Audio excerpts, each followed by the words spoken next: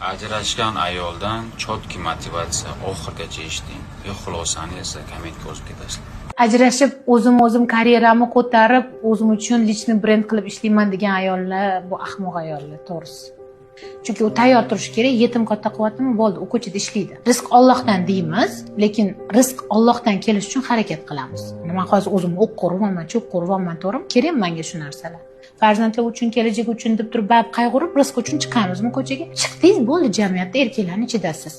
Oson emas ko'chada voyovat qilish, erkaklar bilan baravar chiqib olib urushgan ketadigan ayoldekda u.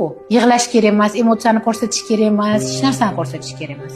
Ajrashdan oldin o'ylash kerak. Ya'ni har bitta narsani bahona qilib ajrab yashab o'tish kerak bo'lgan joylari bor. Вообще ajrashish kerak emas. Bundan ko'ra bir kosa ovqatni uyda chiroyli bolalariga berib, endi bizda ko'chada yurgan ayollarimiz, o'shaning uchun bizning orzuyimiz uyda o'tirish.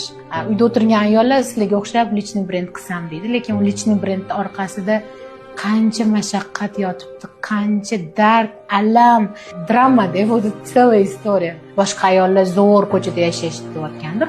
No, baribir fitratimizda uyda o'tirish, eri duosini olish, rozi qilish degan narsalarni kirgizishgan-ku. Va fitratga qaytadigan bo'lsak, biz ayolimiz ojizamiz. Bo'ldi, shu. Yo'q, fitratdan chiqib ketib, ko'chada uspешный bo'lib yurish kimga yoqmaydi, lekin uni o'ziga yarasha energetik parchalab tashlaydigan tomonlari ham bor ekan-da. Biz kuchli emasmiz sizlarchalik. Sizlar kuchlisizlar. Masalan, bitta kichkina jussasi, kichkina bolachani olaylik. Men ularning oldida kuchliroq ko'rinaman-ku. Men pulim bilan, vlastim bilan buzib yuboraman desam ham, energiya jihatidan bular kuchli. Erkakdan keladigan baraka boshqa, erkakdan keladigan energiya boshqa. O'sha uyda o'tirish kerak ayollar. Men shuni tarafdorim. Yana ham bizning erkaklar hamma narsamizni qilib berishadi yashaganda. Lekin, конечно, meni ko'rayotgan ko'pchilik ayollar aytishi mumkin, hech narsa qilib bermayapti, aliment to'lamayapti, bu narsalar. No, hamma narsa qarzdagi qo'ldan chiqadi. O'xshamayaptimi, psixologlarga borib ustida ishlash kerak. Raz ikkita odam kelisha olmayaptimi, albatta uchinchi odam qo'shib yechim topishga harakat qilish kerak.